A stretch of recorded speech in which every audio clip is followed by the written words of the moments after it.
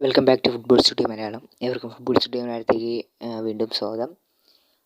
Indian national team captain, leader, legend അങ്ങനെ പടിയിറങ്ങുകയാണ്. ഇന്നലെ ഒരു ഞെട്ടലോട് കൂടിയായിരുന്നു ഇന്നലെ രാവിലെ പുലർന്ന് എഴുന്നേറ്റത് എല്ലാവരും. കാരണം national team captain Sunil Chhetri വിരമിക്കാൻ പോകുന്നു എന്ന കാര്യം മുൻപേ നമ്മൾ റൂമറായി കേട്ടിരുന്നെങ്കിൽ കൂടി ആ കാര്യം ഇന്നലെ സത്യമാവുകയായിരുന്നു.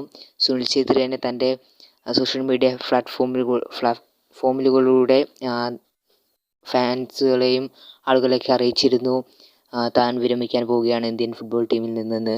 എല്ലാ കാര്യങ്ങളും അദ്ദേഹം പറഞ്ഞിട്ടുണ്ടായിരുന്നു. ഏതായാലും ഇന്ത്യൻ ടീമിന് വളരെയധികം തിരിച്ചടി തന്നെയാണ്. കാരണം സുനിൽ ഛേത്രി പകരക്കാരൻ വെക്കാൻ ഇന്ത്യൻ ഫുട്ബോളിൽ ഇതുവരെ ആരും ഉണ്ടായിട്ടില്ല.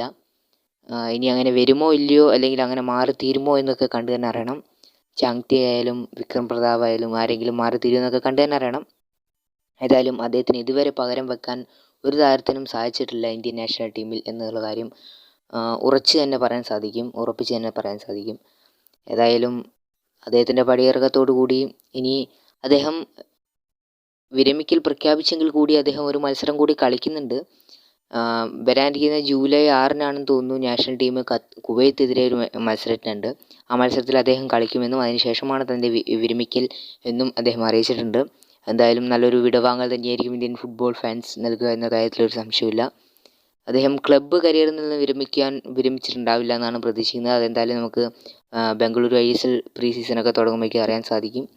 ഏതായാലും നന്ദി സുനിൽ ഛേത്രി, ഇത്രയും കാലം ഇന്ത്യൻ ടീമിന് വേണ്ടി പ്രയത്നിച്ചതിന്. അദ്ദേഹത്തിൻ്റെ ചുമലിലായിരുന്നു ഇന്ത്യൻ ടീം എന്ന് വേണമെങ്കിൽ പറയാം. എത്രത്തോളം ഗോൾ സ്കോർ ചെയ്തിട്ടുണ്ട്, മെസ്സിയേക്കാൾ മുമ്പിൽ എത്തിയിട്ടുണ്ടായിരുന്നു നാഷണൽ ടീമിൽ ഒരു ഘട്ടത്തിൽ. ഒരുപാട് നന്ദി അറിയിച്ചുകൊണ്ട് ഈ വീഡിയോ വൈൻഡപ്പ് ചെയ്യാണ്. ചാനൽ സബ്സ്ക്രൈബ് ഇഷ്ടപ്പെട്ട ലൈക്ക് ചെയ്യാൻ മറക്കണ്ട. മറ്റു വീഡിയോ കണ്ടുകൂട്ടാം. Thanks for watching.